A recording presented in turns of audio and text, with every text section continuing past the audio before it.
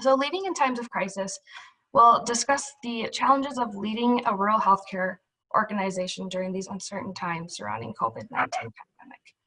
In this learning collaborative, Shannon will share some strategies to help you support your team and yourself through this difficult time. You'll also have the opportunity to connect with other leaders facing the same challenges. Our speaker today is Shannon Sutton. She's a senior program specialist with the National Rural Health Resource Center. In her role, she provides education, coaching, and technical assistance to rural health leaders. With over 20 years experience designing and delivering educational programs and facilitating team events, Shannon brings expertise in the fields of leadership development, collaboration, continuous improvement, and evaluation. Now I will hand it over to Shannon to get us started. Seneva. Next slide. So thanks, Seneva, and thank you everybody for joining us today. I know that there's a lot going on probably in everybody's community and facility, so it's kind of nice to see all your faces today. So this is an overview of the plan for today. We'll talk about the current reality that leaders are facing amid the COVID-19 pandemic and the added challenges related to issues of race that have kind of consumed the news and a lot of our thinking more recently. We'll explore what we know about some of the common responses that both teams and individuals have in times of crisis, specifically in the workplace. And we'll talk about some strategies that leaders can use to address some of these common responses that kind of bubble up with individuals and with teams. And then, as Seneva mentioned, we're going to split you into groups of 3 to 5 participants to give you an opportunity to connect with your peers and share some strategies that you found success with during these really challenging times. So we'll have breakout rooms for peer discussion, and we'll also have a few poll questions, as you just experienced, that we'll pull up during our time together. And as Seneva mentioned, when we're all together in this larger space, we'll be recording, but small group breakouts will not be recorded. There are our poll results. So it looks like the vast majority of the group feels somewhat confident about strategies for leading in crisis, which is great. That's going to serve everybody really well, I think, when we put you in breakout rooms together and you can share what's been going on in your communities and also share some of the things that have worked for you. As Seneva mentioned, if you've got the ability to turn your video on, particularly when we're in breakout rooms, that would be wonderful. It's nice to see faces of those that you're connecting with, but we know that's not available to absolutely everybody. So there will be some people participating in breakout rooms we would expect via audio. So this Zoom platform is fairly new to us. We're still in the process of learning how we can best use it. So we ask you to have a little bit of patience with us today if things don't go completely smoothly. We've done a lot of preparation for kind of the transitions into and out of breakout rooms and pulling up poll questions. But as you probably all know with technology, if there's a chance for a glitch to happen, it probably will. So, but we feel like there's so much potential in giving you the opportunity to connect with your peers in smaller group breakout discussions that we kind of felt like it was worth the risk, even while we're in this learning phase. So hopefully you will agree with us, and please have patience. So just a quick look at the current reality. The results on the screen are the results of a poll done by the Kaiser Family Foundation that came out in late April 2020. And we know things are changing rapidly. So in the context of what's going on today, this feels like an eternity since late April. But in this poll, which was about the impact of coronavirus on health insurance coverage, on mental health, and on just general well-being, here are the results. So 56% of adults across the United States and 64% of frontline healthcare workers reported that the pandemic had a negative impact on their mental health, which is interesting if you just look across all adults, 56%, so a little more than half. But when you pull out frontline healthcare workers, the results are very similar to those who have lost their job. Either they or their spouse had lost their job. So it causes, as I'm sure all of you know, a great deal of stress. And when when they define kind of dug into the details of stress, they ask people to be thinking about problems like sleeping or eating problems, headaches, stomach aches, difficulty controlling their temper, increased alcohol use, or worsening chronic conditions. And all of these statistics were a pretty significant jump from late March, but they published kind of a follow-up poll last week, unfortunately not pulling out healthcare workers, but it looks like the numbers have come down a little bit. That the poll was done in mid-May, so the numbers are coming down a little bit, nowhere near the March levels, but a little bit lower than April. So it seems like people are settling in just a little bit, but of course that varies person to person and community to community. So these stressors affect us both personally and professionally. And I just want to say kind of early on in this webinar that the things that we're talking about today are more kind of the common levels of stress and worry. We absolutely know that some staff in the healthcare field will be experiencing trauma and burnout and already are experiencing those things. That's a whole different level than what we're talking about today. So we're not going to get into the impact of trauma which is being experienced by healthcare workers, but just more of those kind of generalized levels of worry and anxiety that have been affecting a lot of us on a daily basis. All right, so we're going to pull up another poll question. Just pick any of these. We know there are probably more than there are on this list, but which of those have been a source of increased stress for your leadership team? And you can include yourself in that.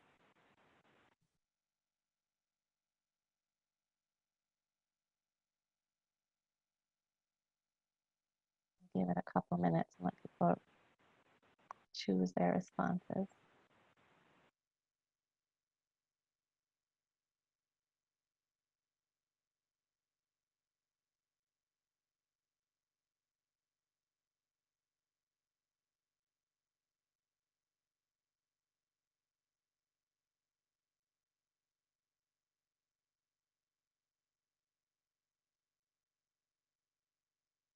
All right, Jesse, can you pull up our results?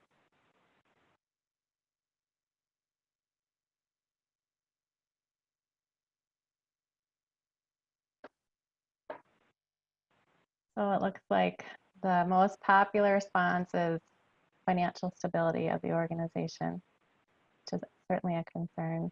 Decision making in an uncertain environment, staff safety, staff well-being, developing new processes. Yeah, there are a lot that more than half of you chose, and we know there are more than that are listed here. So there's a lot going on. There's a lot to be paying attention to, and it seems from my own experience and just from the folks that I've been talking to, you kind of feel like you have a little bit of a handle on one and another one really pops up that needs to be addressed. So thanks for sharing that with us. Just kind of it's an illustration of how much everybody's dealing with right now.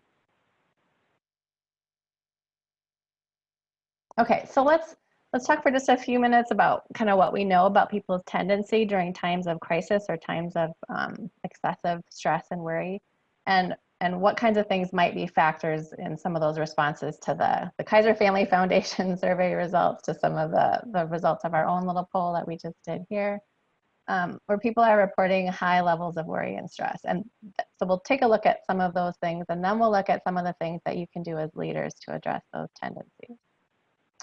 So there's a picture of a roller coaster on this slide for a reason. I heard somebody say the other day that there's just a lot of mental endurance required during a time like this, where we all experience kind of ups and downs through the course of the day, and it may be minute to minute. You know, you're feeling pretty good. 1 minute, one little thing happens, and it kind of sends us into one of the lows. And so, and one of the reasons that this mental endurance is kind of a pressing need for us right now is that when we're under stress, our brains really have trouble focusing. So we're very easily distracted. And many of you have probably experienced that. I know I have. And a lot of you probably know about the brain functioning and which pieces control what parts of our responses to things. But when we're under stress, our amygdala, which is near the base of our brain, is kind of the seat of our emotions, and it's one of the first places that information that we take in from the outside world stops, and the amygdala is where some of our more subconscious or unconscious reactions start to happen. And so emotion gets created in the amygdala, and when we're under times of stress, our amygdala is very, very active. And the more our amygdala is active, the more it's difficult for our prefrontal cortex, where our more logical, rational thought happens, to take over.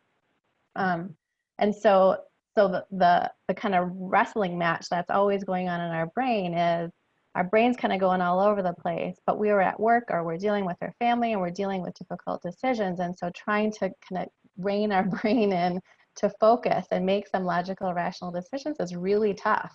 And so just that kind of executive functioning that's required of us it takes a lot of energy, and a lot of mental energy, and actually a lot of physical energy as well. So if you get to the end of the day and you're exhausted, this is one of the reasons why. One other thing we know tends to happen when we're under stress is our focus narrows in.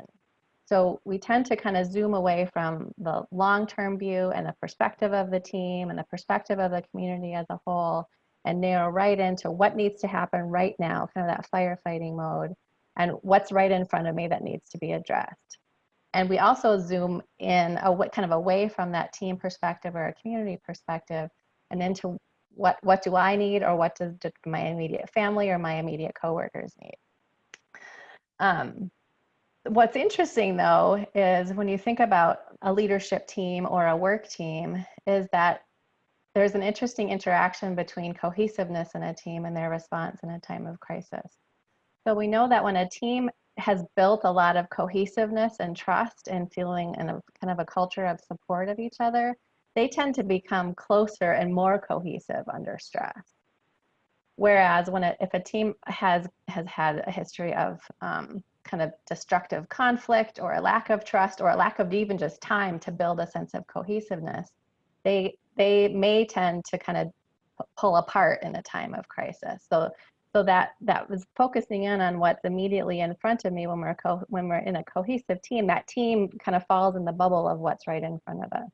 And when we're not part of a cohesive team, the rest of the team kind of falls outside that bubble.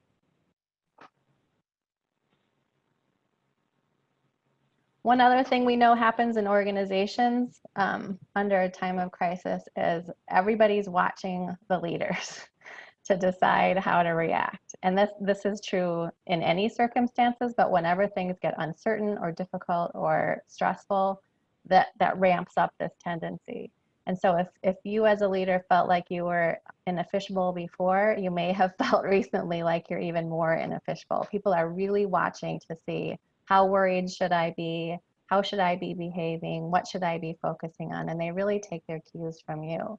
So one thing just to be asking yourself is, are you doing what you're asking of other people? And for the healthcare leaders that I've talked with most recently, this question is generally around taking care of yourself. So if you're really encouraging your employees to be focusing on their own well-being and taking time when they need to take time, and you're not doing it, that makes it much more difficult for the people who work with you to do it. So I may bring that up a couple more times today, but it's just something to be aware of, that people are really watching what you're doing. And one other thing we know about times of stress is that people have even more than usual of a need for information. So when there's a lot of uncertainty, there are a lot of gaps that need to be filled. And when those gaps aren't filled with facts or communication from people around us, we tend to fill in those gaps. So we'll get a little bit into some ways to address this when you're in a leadership role, but just something to be aware of, that the more uncertainty there is out there, the more our brains are trying to make sense of things and trying to find patterns in things and trying to be able to predict things. And as we know, that's very difficult, but our brains are kind of wired to do that. And so there's this constant need for information and communication and understanding what's happening. And we know that we don't know everything, so it's hard to fill in those gaps sometimes. But in a minute, we'll talk through some of the things that you can consider to address it. Okay, so those are some of the tendencies. Let's talk a little bit about some of the strategies that we can use to address these things. So as far as just the impact of emotion in the workplace, the number one thing I can say is that we know what really helps with this is just to make room for it. We know we can't walk in the door at work and leave everything that's going on out there behind us. So the more we can make room for it, certainly to a reasonable extent, there is a limit to this. But to understand that emotions are going to be, people are going to be carrying around their emotions throughout the day, and those emotions are going to change frequently throughout the day. So just to kind of express understanding and expectations that we know this is going to happen. One other thing we know about emotions is the importance of being able to put a label on them is in order for us to really process them. And so the more that you can help people kind of label how they're feeling, the more it helps them to work through it. So if somebody's talking to you and is you can tell they're really struggling, just to name it and say, wow, I can see you're feeling really frustrated, or I can see you're feeling really, really anxious about what's going on with your family, or just to put a label on it, because there was some really interesting research about our ability to process emotions being dependent on our ability to identify that emotion. And the more detailed we can get in that identification, the better. So not necessarily just sad or happy or mad, but to get as specific as we can get. The more specific we can get, the better we're all able to process our emotion. And again, because you are kind of the role model in this situation, to make it safe for other people to express how they're feeling by sharing your own. Again, to a reasonable extent. But it's okay to say, you know, at a leadership team meeting, I'm just really feeling uncertain today, or I'm just really having trouble focusing today. Makes it safe for other people to feel able to do the same thing. And then also, again, getting at kind of finding the right balance. We know when leaders, you know, if you're feeling really stressed out as a leader, there's a limit to the amount of emotion you can express in the workplace. If we really want to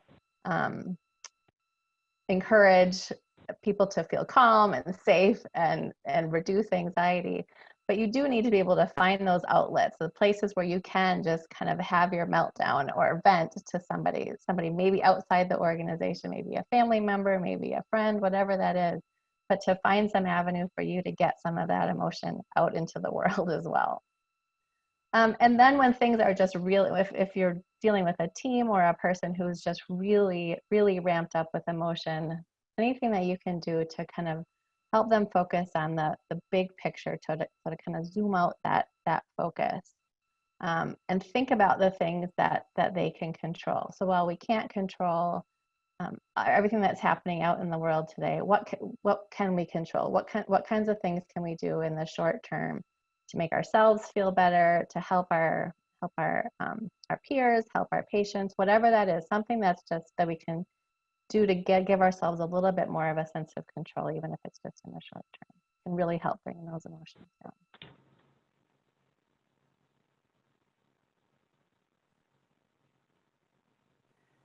Some strategies for addressing our tendency to kind of zoom in tight on our focus is just to be reinforcing that zooming out whenever we can. So if somebody's really worried about their own situation, to kind of pull out and help people think about the broader team as a whole. Sometimes we tend to want to make decisions that are going to benefit us when we're feeling unsafe, which is not, you know, there are times when that is perfectly appropriate. So knowing when it's good to make room for that. But maybe if it's a little bit too narrow of a view for the situation, to help them zoom their focus out a little bit. And to be helping the team think about what's best for the organization and for the community as a whole, rather than just their own team or just themselves. One way to do this, one way to kind of help keep that focus broad, is to be bringing your community champions into the conversation. So because they're kind of the voice of the community for the hospital and the voice of the hospital for the community, that's one strategy that you can use to help kind of bring that broader focus into perspective. And then anything that you can do to connect decisions to that long-term view. So the mission of your organization, and I know a lot of the healthcare leaders I've been talking with lately have been doing this. We just keep coming back to the mission. What are we here to do? What's our broader purpose? And where are we trying to get in the long term? Even though the short term is extremely uncertain, keeping an eye as much as possible on where we're trying to go in the long term can help us make some decisions that will serve us. And again, because that team cohesiveness is so important to help keep that perspective broad, just anything that you can do to keep people connected on a personal level can help with that. And as I had mentioned before, just allowing room for people to focus on themselves when they need to. Not always possible in a busy environment or when there's a lot of need of patients, but any space that people can have just to take a breath and focus on themselves can really help in the long term. Things to think about as far as the kind of always being on stage phenomenon. This is something just some reminders. So as much as you can to be really careful about your body language. We tend to give ourselves away. So we might be saying the words and getting the message out that we're wanting to get out through the words that we say. We sometimes show our hand through our body language. So if you're trying to help people stay focused and in the moment, but you're checking your phone, that body language is not jiving with the message that you're putting out there. And as much as possible, just to project calm. Doesn't mean you need to be not feel authentic. I think that's the one of the big challenges in a situation like this, is finding a way to project the image and the feeling that you're wanting everybody to feel. So we want you to feel supported. We want you to feel focused. We want you to feel inspired by the mission and what we're here to do. But also to make that feel like you're not just putting on a mask and carrying that throughout your day. So trying to find the balance between being authentic about where you are at any given time and how you're feeling, and what message you're wanting to put out there to your team. And then again, just being consistent in what you say or do, and again, just modeling anything that you're asking of others, because what you do makes a big difference right now.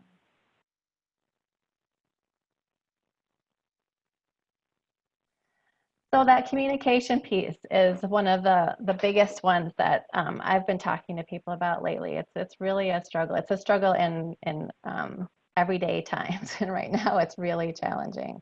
So here are some tips. Some of them will be more doable for you than others. Some of them I'm sure that you're already doing, but the more you can communicate, the better. Even if it's to say, we don't have any more information.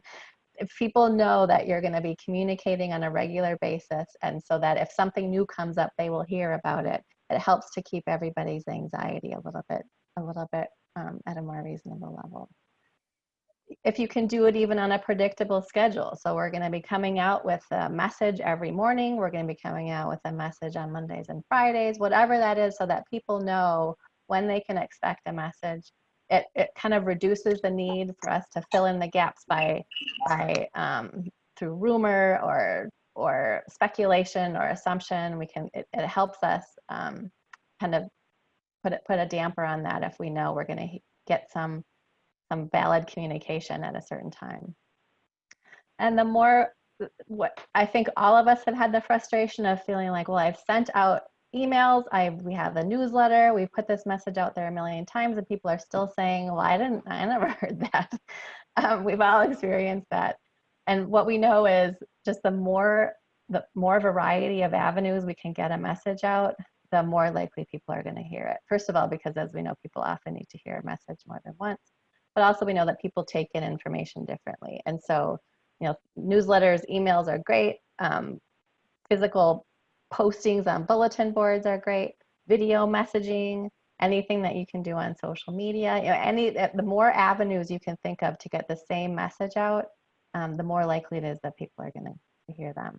And to be as consistent as possible with messaging. So when you think about messaging inside and outside your organization, while those messages might be a little bit different, because your audiences will be kind of needing different information, and just making sure that they're aligned with each other, that different messages aren't getting put out to different groups. And again, your community champion can help with this because they've got such a good pulse on what's going on out in the community. As I mentioned, it's okay to say we don't know, and there's a lot that we don't know right now. So I would encourage you to be upfront as much as you can about what you know and what you don't know. And if you don't know, it's okay to say, I don't know. We're working on getting that information, and here's when we're hoping to have it. And then just one really critical part of communication is to be expressing appreciation to people. So while it's certainly nice to give kind of a blanket message out to your team or to the organization, you're doing a great job, I'm so appreciative of what you're doing, that's great. But we also know that the more specific that messaging can be, the more people really take it to heart, and the more it helps them feel like they're part of something bigger than themselves, and understanding kind of how their efforts and their skills fit into the bigger picture. So there may be something specific that one person did that made a big difference. There may be something specific that your team is doing that's really helping people come together and feel supported. So the more specific you can be with your feedback, the better. And always to keep that a two-way conversation. So to be asking questions about how people are doing, what information they need, anything that you can do to support them, any other resources that you can provide.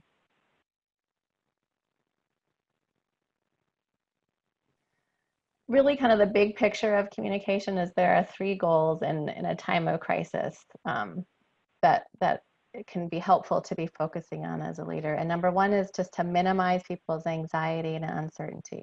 We're not going to eliminate them, and there's a lot that we don't know as leaders. So there's limits to what we can do on this. But if you kind of keep at the top of your mind, one of my goals here is just to keep people's anxiety and uncertainty to a minimum, and inspiring a sense of mutual purpose. So when we all feel like we're part of something important, so taking care of our patients, promoting health in our community, whatever that is, inspiring that sense of mutual purpose can keep us all engaged and motivated to do things even in a really challenging situation. And to promote trust. So the more you can be consistent in your behavior and your messaging, the more open you can be about what you don't know, the more that does to build trust.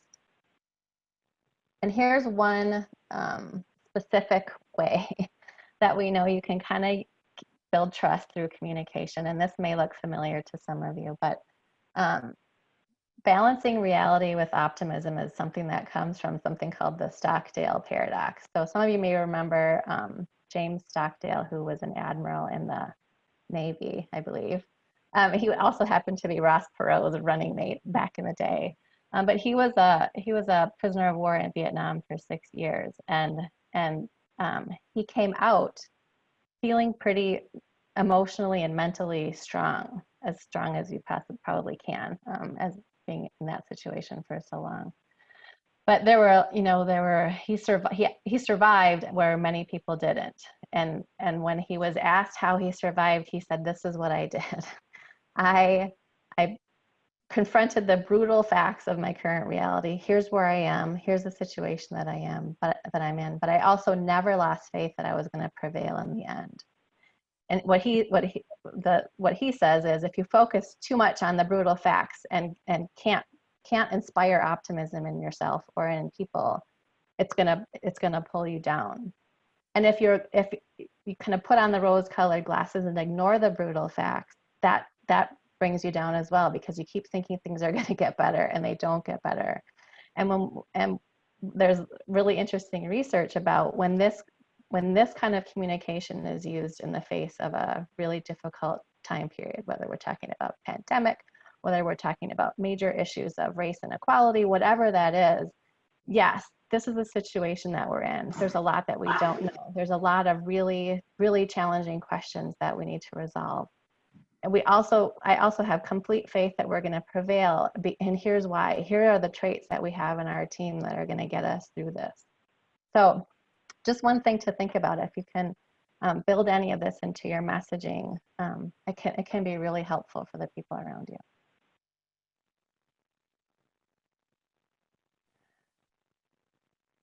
Do we have any questions? I'm going to give a little intro before I put you in breakout groups. But before we do that, does anybody have any questions or any comments on any of the topics that I just went through? You can chat it, or you can unmute yourself and ask your question.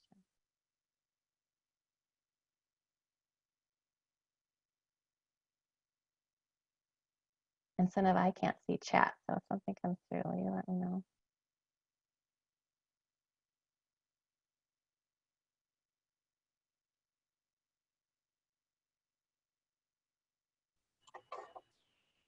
I don't see any chats coming in at the moment. All right. Okay, so here's the plan. We are going to, whoops, I know. We're gonna put you in breakout rooms in just a minute. We know that some of you are participating on an individual basis, so you've dialed in on your own.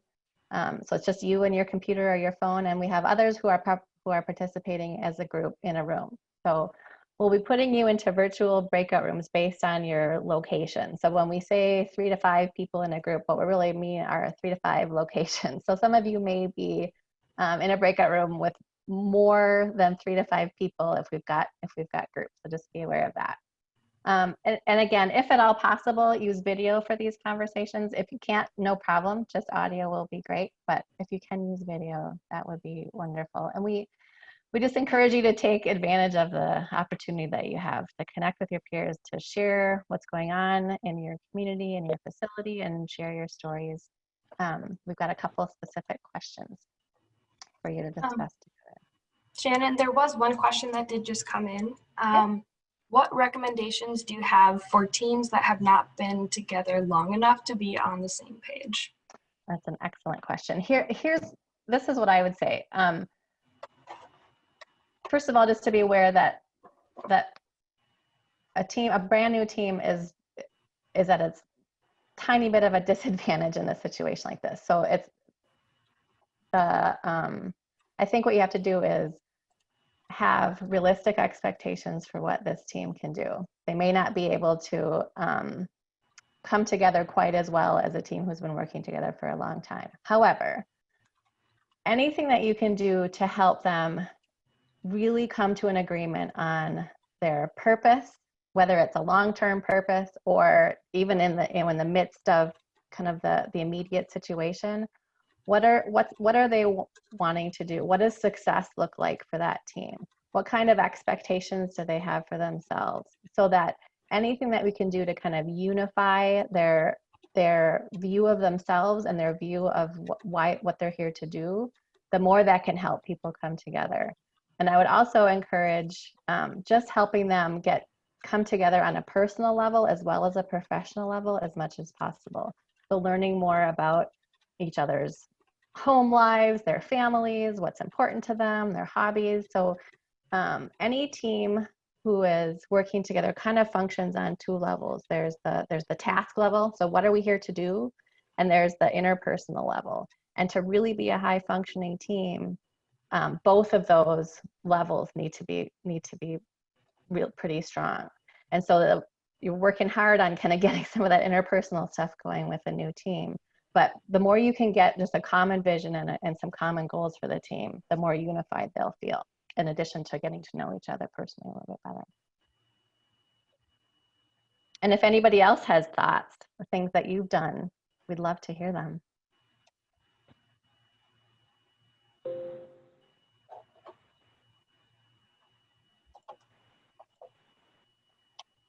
All right, I'm not hearing any, so maybe you have the chance to share those when you're in your breakout groups.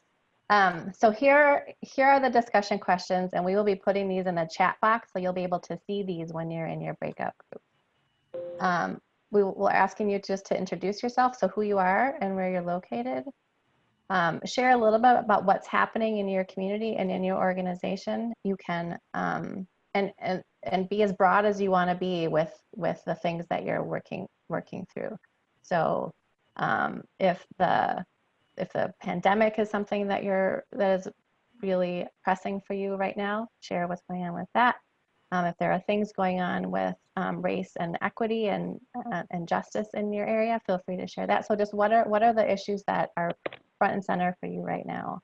And then any recommendations that you have for leading in a difficult time. So if you've got any stories, if you've heard stories that other people are doing, anything that you can share with each other would be wonderful. So you've got 20 minutes to do this. We will bring you back into this main meeting room that we're in right now. After you called or what? I had my phone on silent. Oh, I think we've got to make sure that everybody's muted right now. So we'll bring you back into the main meeting room after 20 minutes, and a 1-minute warning will pop up before you're brought back. So before we put you in breakout rooms, do you have any questions?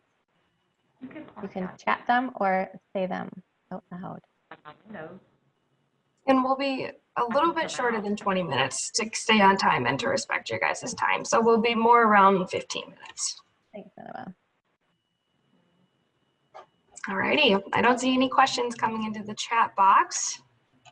All right, so on the bottom of the screen, there is we've got circled the chat. So if you need help, just click that chat button, or you can click the ask for help button and you'll summon Nineveh to your room. So if you need any help, click one of those buttons and we will see you back in the main room in a couple of minutes. All right, sounds good.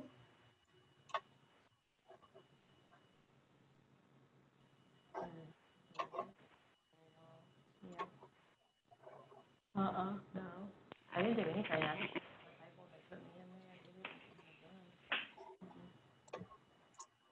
All right. Okay, well, just text me or something. All right, let's see.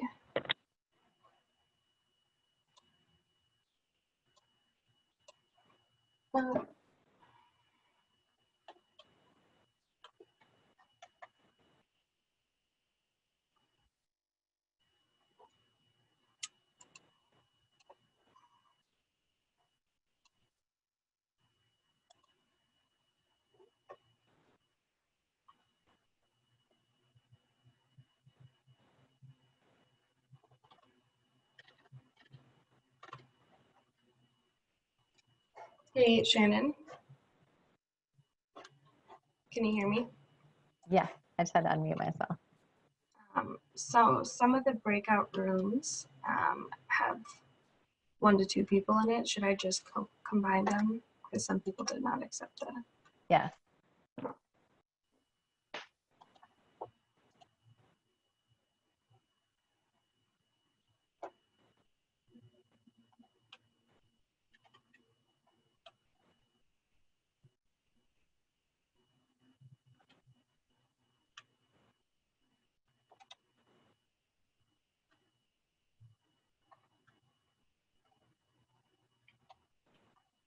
What about 2 people? Should we let them chat or?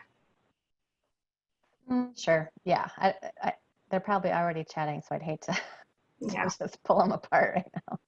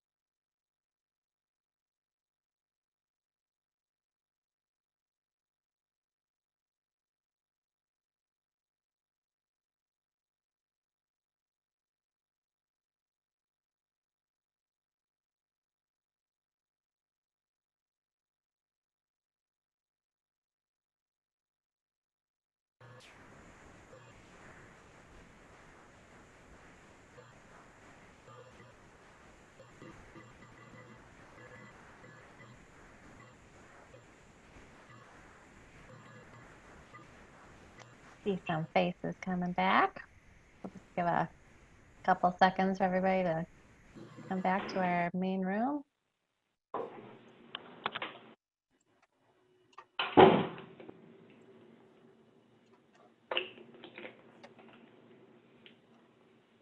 Okay, so hope you had some good conversations with your peers. So this is what I would ask just for just a minute if you put something in the chat box.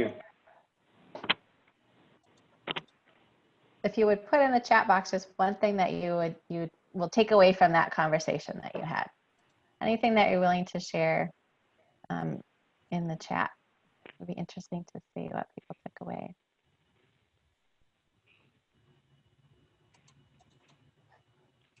Give you a minute to type.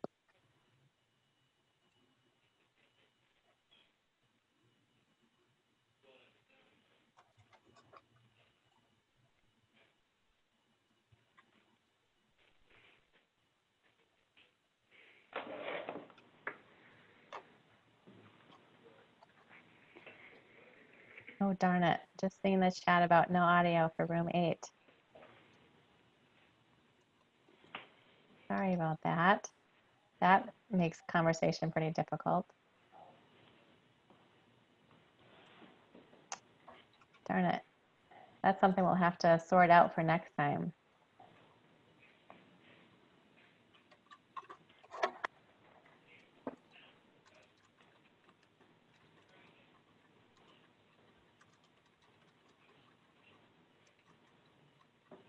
So we've got some comments about it being good to listen to other hospital experiences. Nice to hear that other people are going through some of the same challenges.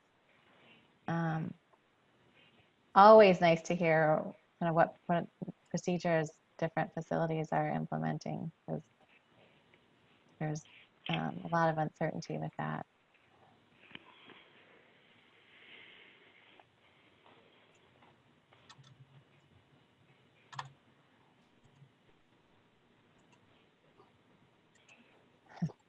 Sometimes that's the biggest benefit of talking to peers, is just learning that you're not alone in some of this. So other people are struggling with the same thing.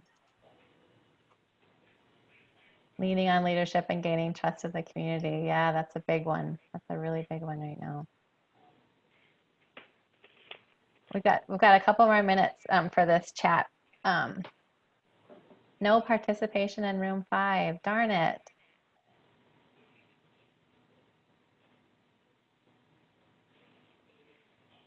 All right, so it seems like we've got some things to work out for next time. Lori, if you've got any additional feedback that we can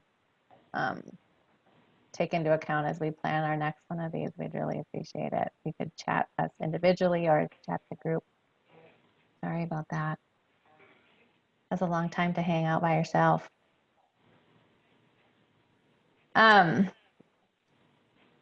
Just thinking about this whole situation, and while there are undoubtedly major challenges, a lot of uncertainty, a lot of anxiety and worry that has come with this. Thanks, Lori. Thanks for your understanding, Lori. Lori was social distancing in a virtual platform. Really, this whole thing can be organizations build culture over time, and one of the ways that culture really gets strengthened or can be changed a little bit is in a time of crisis. So if you can think of this as kind of a defining moment for the people in your organization, the teams, and your organization as a whole, there are a lot of good things that can come out of this. If you've got a leadership team who can really make some impression on the importance of the values that your organization has, or the values that exist within the people within your organization, and to reinforce the culture that you're wanting to build in your organization. The time, as I said, when we've got cohesive teams, crisis can help us come together and feel more part of a group and more cohesive as a team, and can strengthen employee engagement as a result. So when we really feel like we're part of something bigger than ourselves and something that we think is important, and we feel connected to the people who are helping us do that work, that's what employee engagement is all about. And so there are a lot of good things that can come out of this in addition to the major challenges that we know we've all experienced. So thank you very much for joining us. Thanks for your patience and some of our glitches with the breakout rooms. Lori, specifically, thank you. And I'm going to turn it back over to Sineva to wrap us up. All right, Jesse, you can pull up some of those post-poll questions that we have. Thank you everyone for joining us today, and thank you Shannon Studden for sharing your expertise in leadership education and strategies. As a reminder, this Learning Collaborative was recorded, and I will be sending it out along with the slides to all of you once we have it uploaded to our website. And then after these poll questions are done, we'll have Shannon Studden's contact information up on the screen for you to contact her if you have any questions regarding the content today, or just any questions about leadership in general. You can feel free to reach out to Shannon. With respect for everyone's time, we can go through a few questions, or everyone can hop off and we can have a good rest of the day. Please fill out the poll questions before you leave. That would be great.